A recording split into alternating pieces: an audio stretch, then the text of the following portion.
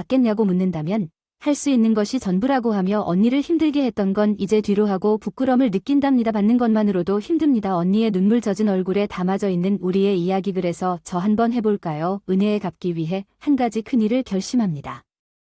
하지만 할 수 있는 것은 저 혼자로는 부족합니다. 저에게 도움을 줄 수 있는 분들에게 도움을 요청하였고 언니를 위해 특별한 이벤트를 열었습니다. 시간이 흐를수록 언니는 감동과 감사의 눈물을 흘리며 제 곁에 굳게 붙어 있어 주었습니다. 줄줄이 사랑하는 사람들이 나타나 작은 이벤트는 큰 힘이 되는 것을 느꼈답니다.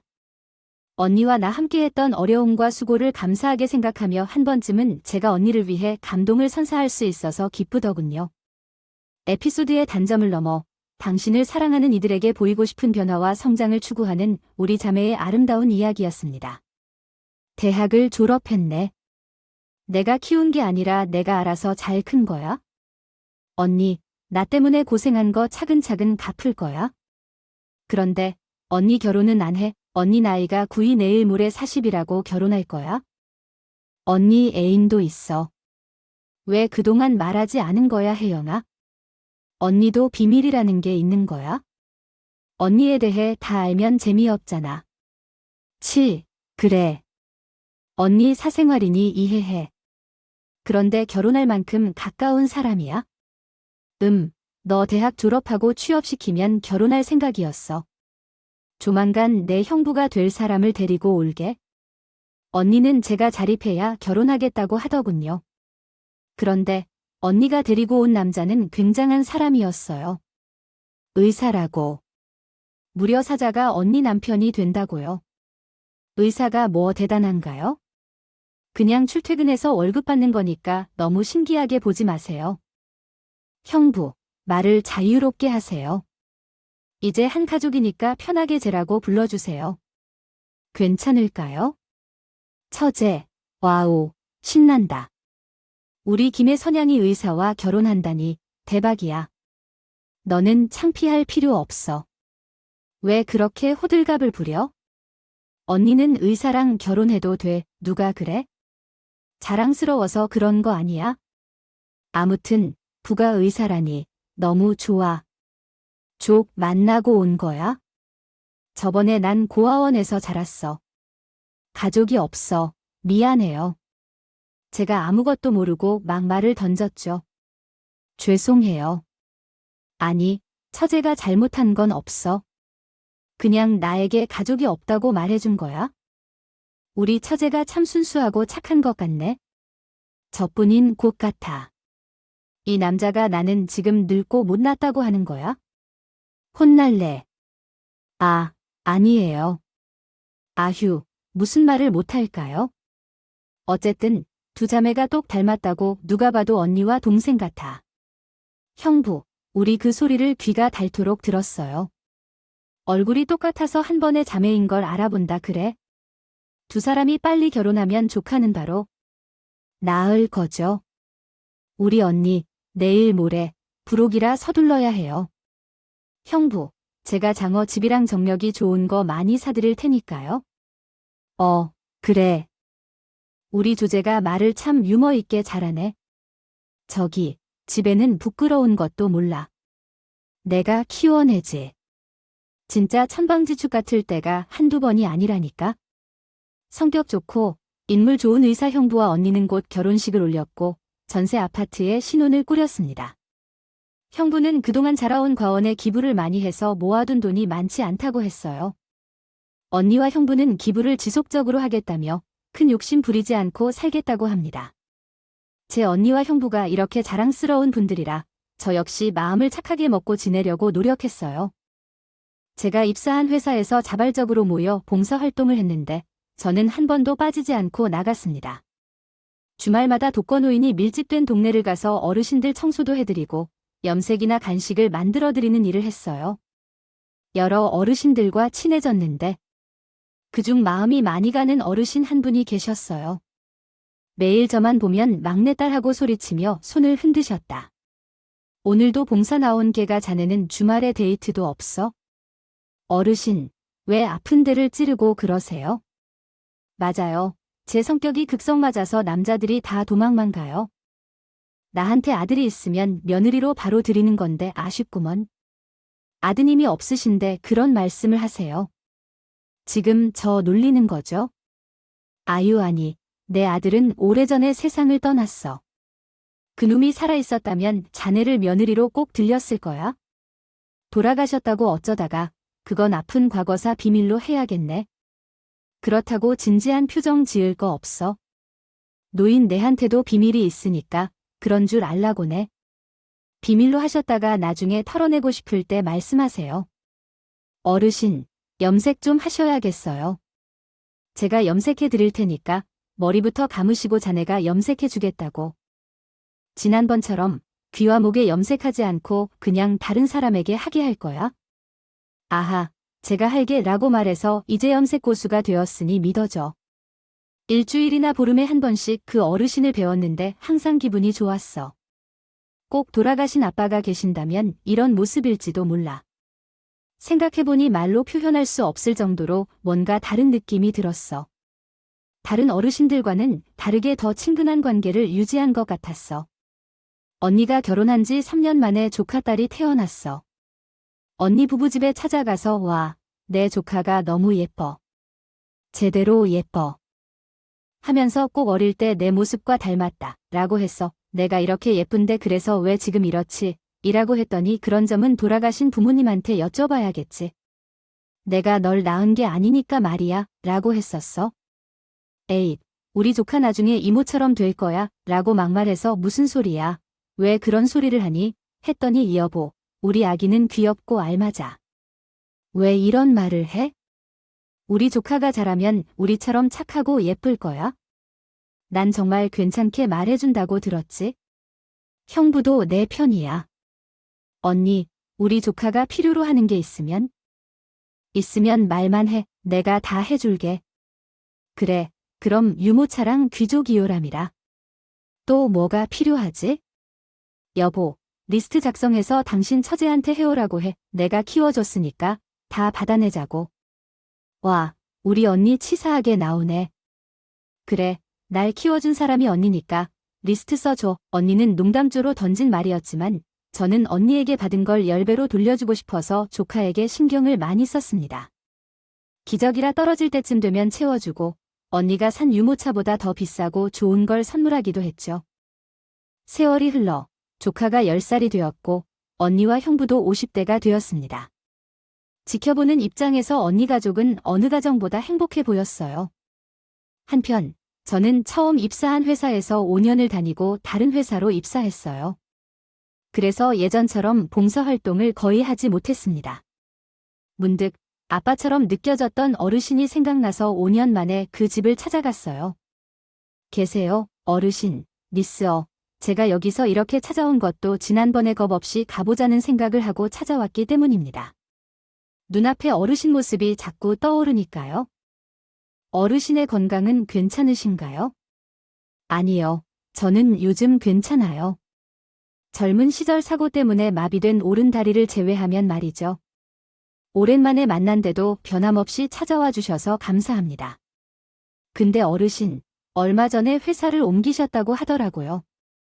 바쁘게 지내시나 봐요. 요동 생포츠만 묻본 진어나 가끔이나 이직한 사람이네. 그래서 바빠하는 거겠죠. 어르신, 어색하게 하지 않은 것 같아요. 오히려 제게 놀라움을 준 것 같아요. 어르신께서 제 결혼식에 오시면 좋겠어요. 에이, 니니 거기서 밟을까봐 걱정인 가랍니다. 잘못된 말이라니까 염색하러 가볼까요? 좋아하겠나? 무슨 말씀을 그렇게 하세요? 저 축하하러 오시는데 누가 뭐라 그래요? 여하튼 어르신이 꼭 와주셨으면 좋겠어요. 어르신은 대답하지 않고 염색약을 꺼내시더니 한창 염색을 하고 하하호호 웃고 있었는데 남자들의 목소리가 들렸다. 김씨 있지? 또 저것들이 왔네? 어르신 누구예요? 재개발 깡패들이 동네 주택을 싹 밀어버리고 쇼핑몰을 차린다고 저러고 다녀내이. 동네 쇼핑몰을 다른 어른들은 어떻게 하기로 했대요? 일부 몇몇 가정에서 인을 해줬나 봐. 저것들이 가능성이 있다 생각하고 막무가내로 놓인 애들 겁을 주고 야다인 거야. 완전 나쁜 놈들이네요. 어르신, 문 열어주지 말아요. 제가 말을 끝내기도 전에 깡패들이 작은 대문을 힘으로 열고 들어왔습니다. 젊은 여자가 여기 왜 있는 거야? 할배 애인 생겼구나. 염색까지 해주는 애인이라니. 아, 능력 좋아. 아주 그냥 따봉이야. 좋겠어. 애인이 아니라 딸이거든. 너희가 함부로 말할 대상이 아니니까 입 조심해. 입 빌어먹을 놈들아. 어디서 욕질할. 그리고 앞집 할매가 김씨 할배 자식 죽었다고 하던데 어디서 구라야? 딸내미 여자 만나는 게 부끄러운 건 아나 봐. 야, 깡패 자식아. 남의 집에 허락 없이 들어오면 어떡해? 경찰에 신고하기 전에 나가야 돼. 노인네께서 저 신고하신 얘들아. 무서운 아가씨다. 도망가자. 이 형편없는 깡패놈들. 너희 같은 깍두기은 깍두기를 세상에서 살 것이야. 왜 힘없는 노인들 등쳐먹으려고 겁을 주워 다니니? 이봐, 아가씨. 여기 쇼핑몰이 들어오면 좋겠어? 안 좋겠어? 이 촌구석 발전시키겠다는 뭐가 불만인 건지 모르겠네. 게다가 집값도 더 쳐서 주겠다고 하면 고마운 줄 알고 사인하고 나갈 것이야. 왜 버팅기나? 인생은 돈이 전부가 아니란다. 이것만 늙은 애송이 자식들아. 이 누나한테 혼나기 싫으면 그만 꺼져라. 이놈 누나 화나면 무섭거든. 야, 이년. 이거 겁대가리를 상실했고. 이봐, 아가씨랑 볼 일 없으니까 절로 가서 찌그러져 있고. 알아. 빨리 내 사인하고 승인하면 집값 5배로 쳐줄 테니까 빨리 사인하라고. 안 돼. 이놈들아, 여긴 절대로 비울 수 없어. 내가 결혼해서 저 자식들과 함께 살던 집이야. 식구들 다 돼줬다며 청승맞게. 여기서 혼자 살지 말고 좋은데. 이사가서 편하게 좀 살자. 없다고, 깡패 놈아. 절대 너희들한테 내 집을 빼앗기지 않을 것이야. 아니, 노친네나 어린 년이나 왜 자꾸 말끝마다 깡패라고 하지? 우린 엄연한 사가야. 비즈니스맨이라고. 이거 다 합법적으로 움직이는 거야? 노인 애들한테 웃돈 주고 집을 사겠다는데 도대체 왜 안 팔고 기는 거야? 내 눈에 기 들어가기 전에는 절대로 안 돼. 깡패들은 재개발 승인서를 꺼내들고 빨리 사인하라고 겁을 주더군요. 거절하며 깡패들을 내쫓으려고 했습니다. 그런데 깡이 어르신의 멱살을 잡더군요. 순간 눈이 뒤집힌 제가 깡패의 얼굴에 박치기를 날렸습니다. 참고로 제 머리는 호두를 깰 정도로 단단했습니다. 박치기 한 대 맞은 깡은 어르신의 멱살을 놓아주고 비틀거리며 저에게 다가왔어요. 다시 한번 박치기로 코를 박아줬더니 빠지짓 소리가 나며 콧대가 주저앉았습니다. 내가 지금 전한테 맞고 코가 부러진 건가? 아, 어지러. 얘들아, 녀들 조져버려. 그놈이 외치자 부하 놈들이 저에게 달려들어 머리를 신나게 휘저으며 박치기로 응수해줬습니다. 내 놈들 대가리는 텅텅 비워서 박아주기 좋구나. 빠샤빠샤, 순식간에 깡패 4명이라지요. 가 뭐야? 넌 뭐 하느냐 이 누나? 얘들아, 너희 같은 양아치 깡패를 증오하는 사람이야? 왜 선량한 사람을 괴롭혀서 꼴을 당하니? 이제 돌아가야겠다는 걸 알겠지. 형님 사이의 소리가 들립니다. 짭새가 떴나 봅니다. 아이씨, 지금 우리가 피해자잖아. 형님, 무단 침입한 건 저이잖아? 예, 아 그런가. 일단 하자. 면 다음에 또 보자고. 김씨, 알베, 내가 다시 왔을 때는 곱게 사인하는 것이 좋을 것이야. 썩 꺼져, 이 머저리들아. 제가 긴급 통화 버튼을 눌렀더니 경찰관들이 위치 추적을 해서 찾아온 모양이더라고요. 상황은 끝이 났지만 깡패들이 왜 찾아왔는지 말하고 해결해 달라고 했어요.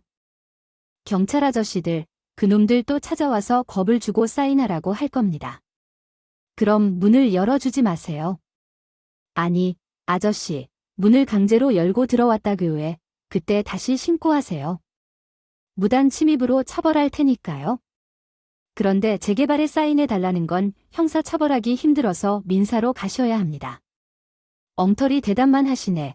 경찰 아저씨, 국민의 세금으로 일하시는 분들인데요. 분들이 이렇게 무책임하게 말씀하시면 안 되죠. 일단 저희도 돌아가서 조사를 해보겠습니다. 말만 그렇게 하시는 거잖아요. 빨리 그놈들을 잡아 넣으라고 검찰한테 영장 달라고 하세요. 아이 아가씨가 순진해서 잘 모르시나 보네. 물리적 피해를 가하면 연락 주세요. 그게 아니라 재개발 승인서 들고 오는 거로는 처벌 못한다고요. 아시겠습니까? 복장 터지는 소리 하는 경찰들에게 소리를 거리며 일 처리를 그렇게밖에 못하냐고 따졌지만 자기들이 수 있다면서 온갖 핑계를 대더니 돌아가 버렸어요. 그날 어르신이 걱정돼서 저녁까지 같이 있다가 집에 가야 할 때가 와서 인사를 드리고 나왔습니다.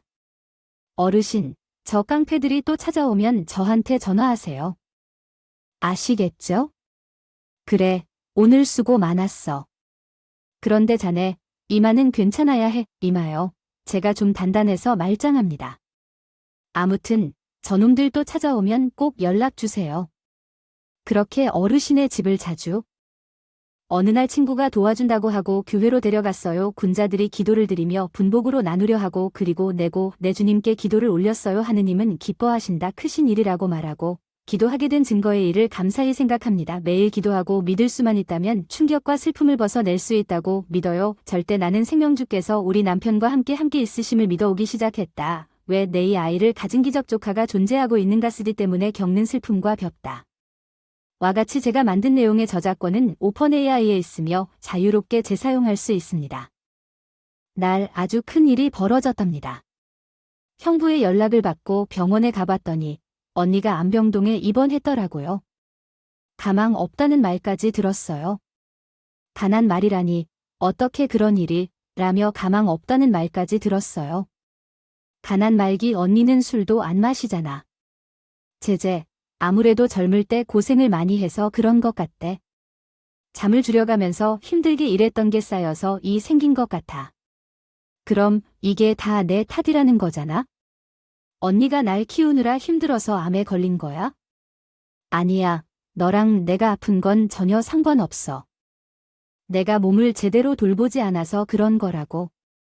그러니까 나만 돌보면서 청소년기와 청년기를 보냈잖아. 나만 없었으면 언니가 아플 일은 없었다고. 혜영아, 왜 말을 그렇게 해? 너는 나한테 세상에서 제일 귀한 동생아. 나한테도 언니가 가장 귀하단다.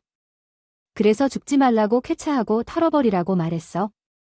언니가 최선을 다해볼 테니까 너도 열심히 치료받아서 꼭 나아갈 거야. 만약에 언니보다 먼저 떠나면 절대 가만두지 않을 테니 알겠지? 내 동생, 내가 무서워서 꼭 살아나야 해. 말은 그렇게 했지만 의사 선생님은 가망이 없다고 하셨고 형부와 우리 부모는 마음의 준비를 하고 있었어. 언니는 어렵게 버텼지만 결국 세상을 떠났어. 나는 언니의 마지막 순간을 지켰어. 언니는 무슨 말을 하려는 건가 보았지만 아무 말도 못하고 눈물을 흘리며 영원히 떠났어. 언니의 장례를 치르고 일상으로 돌아가려고 해봤지만 쉽지 않았어. 언니는 나에게 친구이자 연인이었고 엄마이자 아빠이기도 했어. 그리고 그렇게 소중한 사람이 곁을 떠났으니 정말 힘들었어. 언니를 따라가기도 하고 싶었지만 남편이 옆에서 저를 돌봐주며 많은 위로를 해줬습니다. 여보, 처형을 그만 놓아드리자. 당신, 힘든 거 보는 거 너무 힘들어. 미안해, 큰 사람인가 봐. 언니가 너무 보고 싶고 그리워서 못 견디겠어. 여보, 지금 이런 말 꺼내긴 뭐하지만 형님도 많이 힘든 상황이야. 의사를 관두고 나왔대. 집안에서 은둔 생활을 하고 있다고. 뭐, 형부가. 형부도 많이 힘든 모양이네. 축하, 예지는 혼자 학교 다녀오고 밥해 먹고 그러나 봐. 여보, 우리가 힘내서 형님이랑 조를 도와주면 안 될까? 그래, 그 어린 것이 엄마를 잃었는데 아빠마저 은둔 생활을 하니 얼마나 힘들겠어. 내일 형부의 집에 가보자. 이튿날 형부 집에 갔더니 술 냄새가 진동하더니 술에 찌진 형부는 저와 남편을 알아보지 못할 정도로 취해 있었습니다. 형부, 정신 차려봐요. 저 누구인지 알아보겠어요. 네, 알겠습니다. 우선 너희는 나가라와 같이 답장하는 경우에는 문장 끝에 물음표나 느낌표를 붙이며 대사를 나누었을 때는 각 대사마다 마침표를 사용합니다. 또한 띄어쓰기 규칙에 따라 띄어쓰기를 수정해야 합니다. 아래 내용을 한국어로 수정해 보세요. 너희는 누구지? 나 알아. 이 집에 어떻게 들어왔지? 형부야, 나야. 초코 조카야, 나지. 나한테 처제가 있었나? 아줌마, 우리 집에서 나가라고. 여보, 안 되겠어. 형부 상태가 많이 안 좋아. 병원에 데려가야 해. 그래, 조금 있으면 예지가 학교에서 돌아올 테니 같이 데려가자. 예지도 심리치료 받아보자. 잠시 후 집으로 돌아온 조카는 무표정한 얼굴로 우리 부부에게 손을 흔들었습니다. 예지야, 힘들지? 이모가 도와줄게. 이모, 왜 이렇게 늦게 왔어? 줄게 있었는데. 아, 그랬어. 그런데 지금 아빠가 힘든 상황이니 같이 병원에 가자. 예제, 너도 의사 선생님 만나서 힘든 거 있으면 다 놓고 와. 그날 병원에 가서 정신을 차린 형부에게 링거를 맞춰주고 정신과 상담을 받게 했어요. 두 부녀는 흐느끼며 말했습니다. 울다가 나왔습니다. 저도 많이 우울했지만 먼저 두 사람을 치유하고 싶어서 아무렇지 않은 척 연기하며 자주 형부 집에 들락거렸습니다.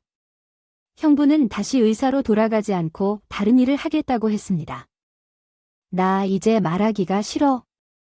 의사는 말을 많이 해야 하니 나중에 돌아갈 준비가 되면 갈게. 형부, 그럼 무슨 일을 하려고요? 입을 다물고 할 수 있는 일, 공사장에서 집 나르는 방꾼 들여보내. 형부, 힘든 건 알겠지만 예지를 생각하셔야죠. 그렇긴 하지만 몸 쓰는 일을 하다가 의사로 돌아가든 할게. 그때까지 제가 좀 도와줘. 우리 예지 잘 살펴줘. 형부가 무책임하게 보이면서도 슬픔의 연못에 빠져서 못 나오는 사람으로 보여서 당분간 형부가 하겠다는 대로 내버려 두기로 했습니다. 가까운 공사장에서 일을 하던 리는 지방 일을 가게 되었다며 왜 조카를 몇 달 동안 데리고 있어 달라고 했어요. 조카를 봐주는 것은 어려운 일이 아니니 형부의 부탁을 들어줬죠. 지방에서 공방 이후로 떠돌며 살아가는 형부는 몇 달이 지나도 연락이 닿지 않았어요. 조카 예지도 매일 울다가 잠이 들기를 반복했습니다. 언니의 빈자리에 온 식구가 힘든 상황이었죠. 그러다 얼마 후 조카가 흐느끼며 우는데 저에게 말을 걸더군요. 이모, 이거 아빠한테는 비밀이에요. 이거 엄마가 이모한테 주렸어요.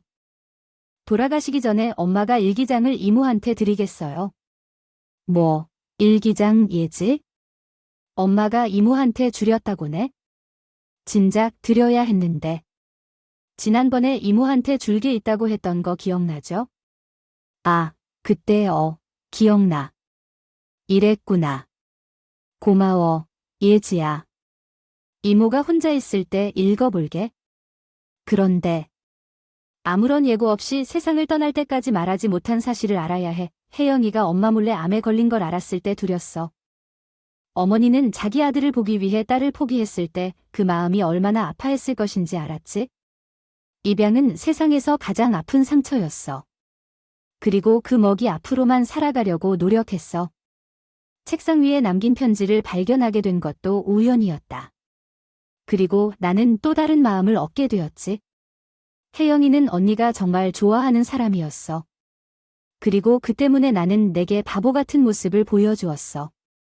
그런데 혜영이가 떠나고 나서야 나는 혜영이는 나의 진정한 자매였다는 것을 깨달았어. 지금 이 순간 너에게 말하고픈 게 정말 많아. 그렇지만 이제 와서 뭐가 되겠어? 너도 울었겠지? 나도 울었어. 그리고 혜영이의 영혼이 너와 함께 있기를 바랐어. 그래. 다신 이 편지를 보지 않을 거라고 확신해야 했어. 왜냐하면 부러워요. 부모님이 교통사고로 돌아가시고 너와 나만 남게 된 거야?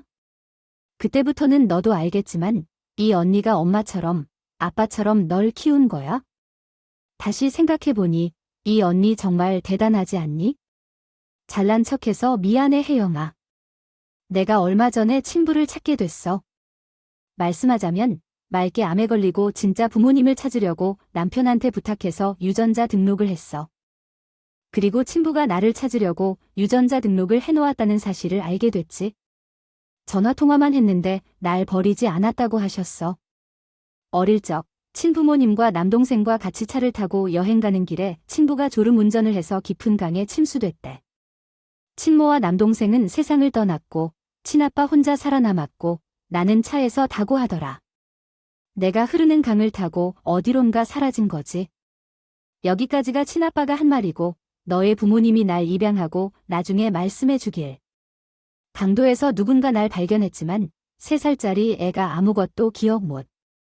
혜영아, 많이 놀랐던 편지를 받은 언니가 거실에 앉아 울려고 했는데 평화로운 집안에 갑자기 흥분된 분위기가 갑자기 감도더군요. 제가 언니가 놓인 편지를 찾아왔을 때 당신의 형제에 관한 커다란 비밀이 드러났습니다. 그 이후 언니가 찾아가 언니에 관한 얘기를 들려주기가 어려울 것이라 생각되었습니다. 하지만 해당 두 발을 그려내려는 용기를 평생 갈 것입니다.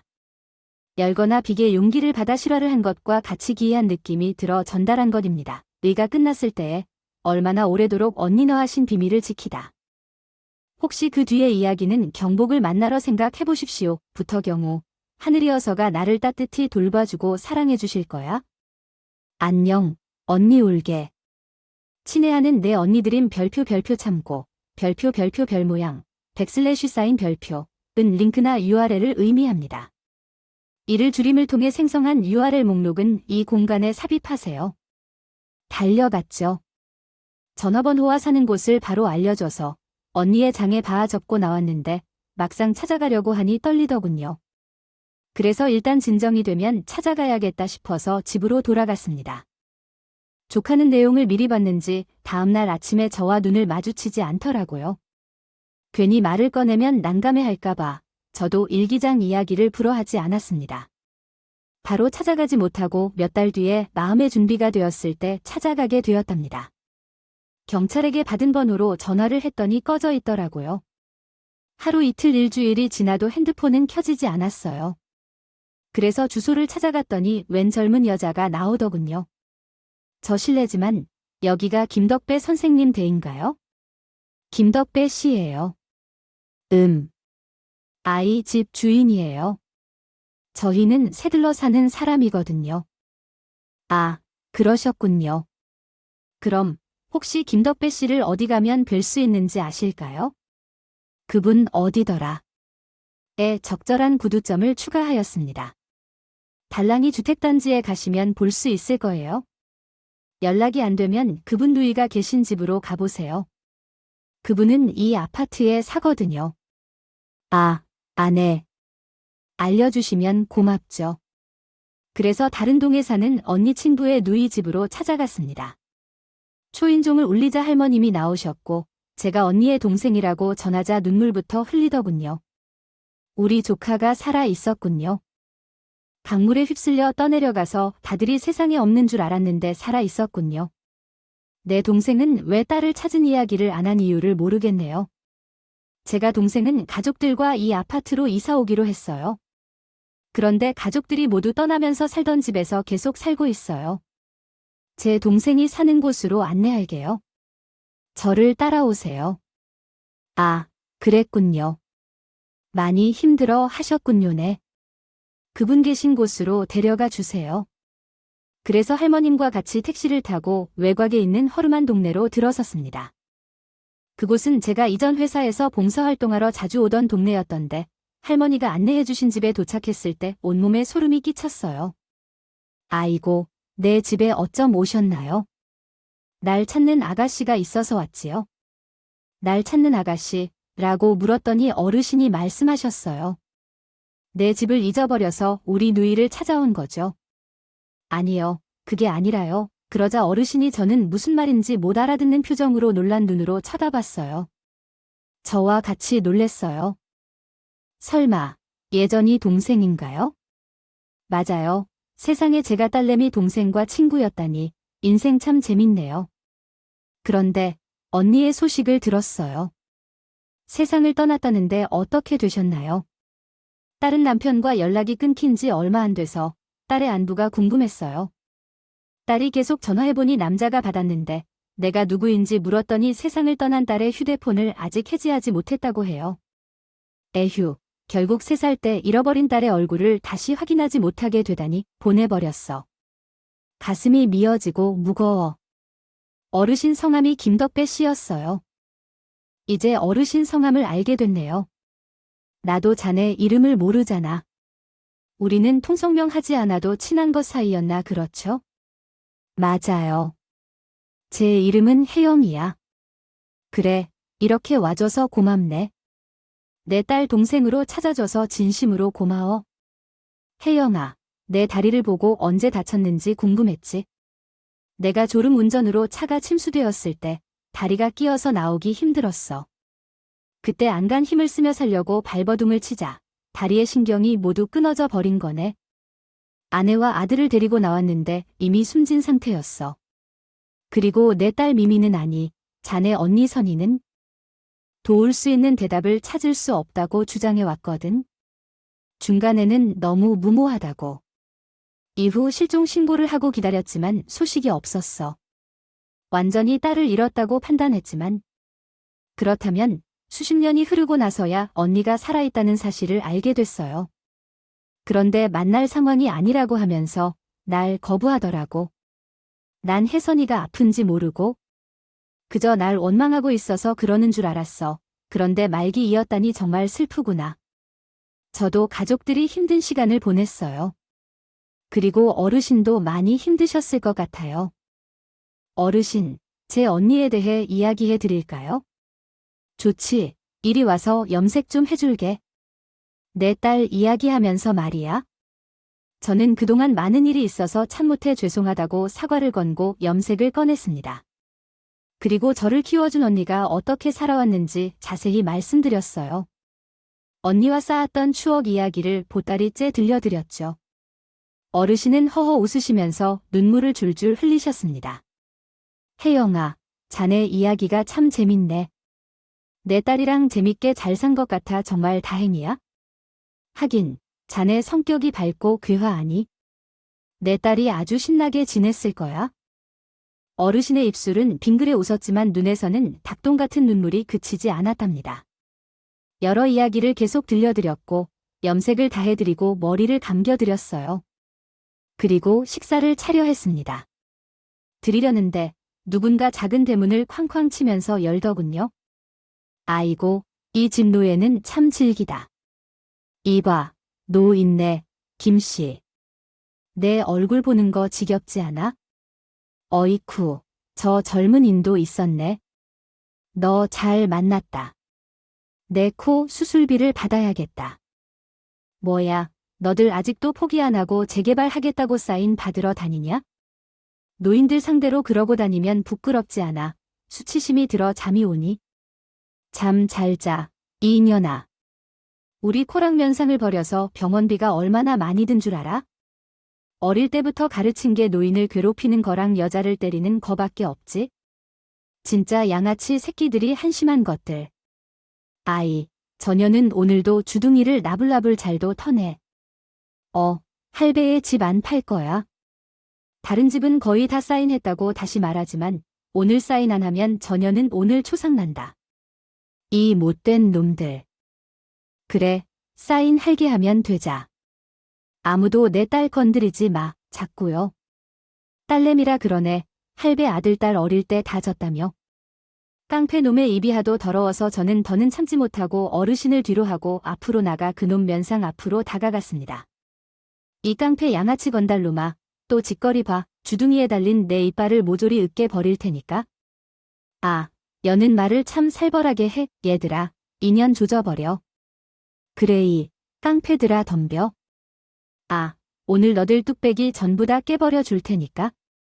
야, 오늘은 봐주지 말자. 저녀는 기진년이야. 지난번처럼 망신당하지 말자고. 맞아, 몸집도 우리 반만한 년이라고. 몇 달 전 우리가 맞은 만큼 돌려주자. 이 누나가 오늘 확실하게 뚝배기를 깨줄게. 다시는 우리 아빠 집에 못 오게 해줄 거야. 깡패들이 달려들자 반동으로 박치기를 몇 번 했더니 부하들이 나가 떨어졌고 주둥이만 산 우두머리 놈이 뭔가를 꺼내 들더군요. 나무로 만든 야구방망이 있어? 그거로 날 치겠다고. 이년아, 내가 박치기로 내 동생들을 박살 냈잖아. 내 머리도 박살 낼 뻔한데 가만히 두고 보냐? 난 지금 정당방위를 하는 중이라고. 오냐이, 누나가 양보할게. 야구방망이 들고 들어와. 어씨야, 무슨 여자가 겁 대가리가 하나도 없는 거야? 에이, 모르겠다. 깡패 놈이 휘두른 방망이에 이마를 맞았는데 야구방망이가 두동강 났습니다. 제 이마는 아주 매끈하고 멀쩡했습니다. 다 했냐? 고작 이거야? 원대가리가 저렇게 단단한 거야? 야, 돌대가리, 내가 치사해서 주먹은 안 쓰려고 했는데 안 되겠다. 오늘 되잡아라. 깡패놈이 저에게 주먹을 휘둘리고 하자 깡패놈이 그대로 동작을 멈추더니 부르르 떨더군요. 아, 뭐야, 이 새끼, 너 뭐하냐? 깡패놈은 온몸을 부르르르 떨더니 그대로 고꾸라져서 면상을 바닥에 박아 버렸습니다. 코가 깨지는 소리가 빠지직 나더군요. 알고 보니 깡패놈 뒤에 있던 경찰이 테이저건을 쏴서 몸이 경직되었던 거더라고요. 형사들은 영장을 가지고 깡패들을 잡으러 왔답니다.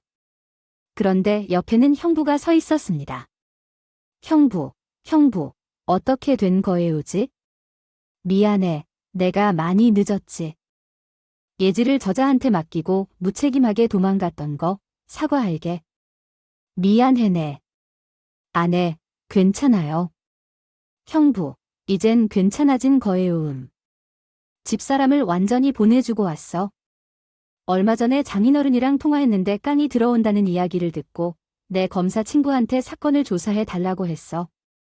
어느 사업가가 힘없는 노인들 내쫓고 쇼핑몰 짓겠다고 이 깡패 놈들을 고용했다. 이것들 다 감옥행. 이 안심해.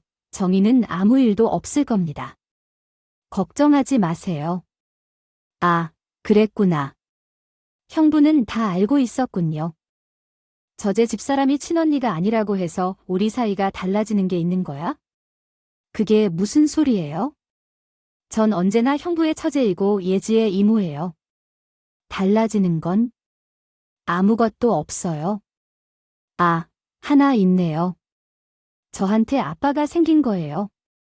이제 어르신은 제 친정 아빠예요. 언니가 저에게 줬던 사랑을 모두 아빠한테 돌려줄 거예요. 하여튼 작은 사람이라니 조제가 나보다 100배 낫다. 고마워.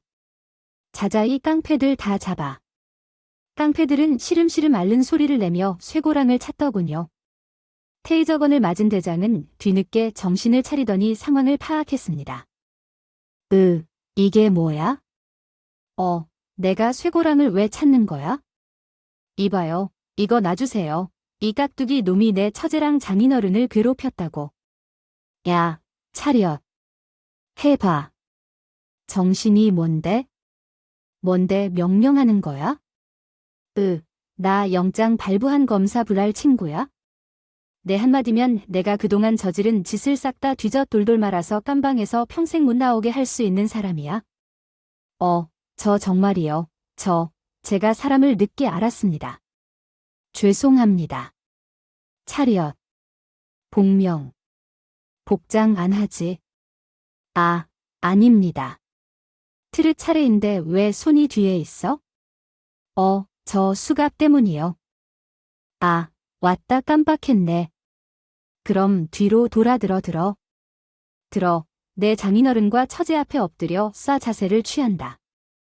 네, 바닥이 엎드렸다. 깡패 놈은 바닥에 배를 깔고 엎드렸습니다. 쇠고랑을 차고 있어서 지렁이가 꿈틀거리는 듯한 웃긴 장면이었어요. 자, 전방에 있는 내 장인과 처제에게 사과 발사. 사과 발사. 어씨, 죄송합니다. 저는 돈을 받고 재개발을 진행시키는 깡패입니다. 제가 먹고 살려고 저지른 악행들 모두 용서해 주세요. 잘못했습니다. 이야, 사위가 든든한 사람이라 반응이 확실히 다르네. 그러게 말이에요. 아빠, 이놈 지금 바닥에 엎드려서 꿈틀거리는 꼴 좀 보세요. 아주 우스워 죽겠다니까요. 혜영아, 이놈 그냥 보낼 거냐음? 아니요, 아까 야구방망이로 내 머리를 친 놈이잖아. 아가씨, 아까 방망이가 부러졌나요? 다친 데 없으시잖아요. 그래도 여자와 노인을 건드렸으니 그냥은 넘어갈 수 없지. 자, 깡패야.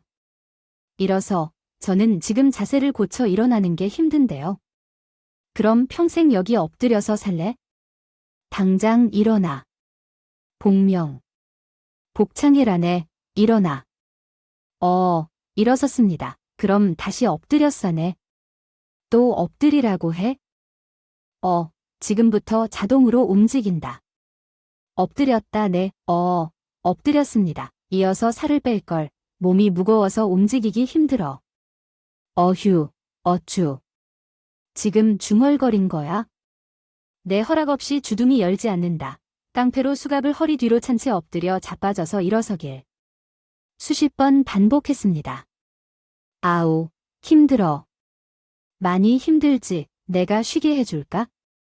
네네, 이제 그만 쉬고 싶습니다. 좋아, 편하게 잠들게 해주지. 자, 들어간다. 박치기 깡은 제 박치기를 맞고 뒤로 자빠져서 개거품 물고 기절했습니다. 저와 아빠는 깔깔 웃으며 형사들에게 치워달라고 했답니다. 결국 깡패들 모두 경찰차를 타고 잡혀갔고 징역으로 감옥에 들어갔어요. 그리고 노인들 집들을 빼앗고 쇼핑을 사가도 잡혀 들어가면서 완전히 정리가 되었죠. 그리고 예지가 준비가 되었을 때 아빠를 모시고 형부 집으로 찾아갔습니다. 예지야, 안녕하세요. 안녕하세요, 할아버지. 세상에, 내 딸이랑 똑같이 생겼네. 내 딸을 잃어버리고 어떻게 가는지 상상했었는데 내가 상상한 모습 그대로야? 살이라고 했지? 지야, 네. 그렇답니까? 그런데 할아버지도 엄마랑 닮았어요. 입술이랑 눈동자가 똑같아요. 그래. 그래. 내 소녀야, 예지야. 한 번만 안아보자. 아빠가 두 팔을 벌리자. 예지가 품으로 달려가 안겼습니다. 아빠도 울고 저와 형부, 제 남편도 눈물을 흘렸습니다. 언니를 잃었지만 새로운 식구를 되찾은 순간이어서 아주 큰 의미가 있는 순간이라 눈물이 저절로 터져 나왔습니다. 그날 이후 언니의 빈자리를 아빠가 채워주려고 불편한 몸으로 자주 찾아오셨습니다. 아빠 혼자 오셨어요. 힘들지 않아요.